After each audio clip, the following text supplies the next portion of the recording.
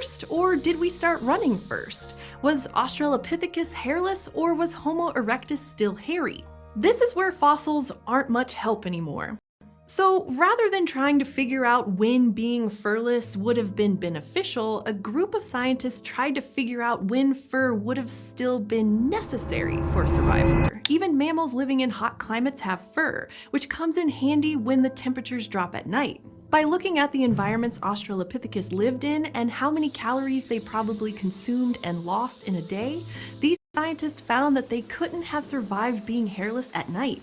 Without controlled fire, which doesn't show up in the fossil record until millions of years later, they just wouldn't have been able to generate enough heat to keep up with what they would have lost without fur. So this tells us that Australopithecus probably still had a considerable amount of fur until they disappeared from the fossil record around 2 million years ago. This means that extensive fur loss occurred at some point within our genus, Homo.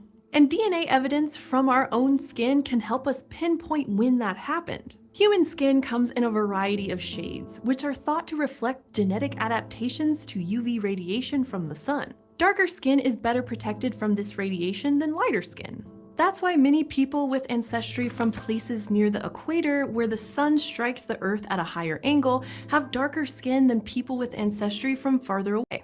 Now, this protection wouldn't have been necessary if we had fur, because fur acts as a barrier to UV rays. We can even see this in other primates. Under their fur, their skin is lightly pigmented, but skin that's regularly exposed to the sun becomes darker over time. This means that if a hominin species did have dark skin, it must have already lost its fur. One study published in 2004 showed that a gene variant associated with dark skin called MC1R already existed at least 1.2 million years ago, suggesting that at this point in our history, hominin skin was adapted to intense sun exposure.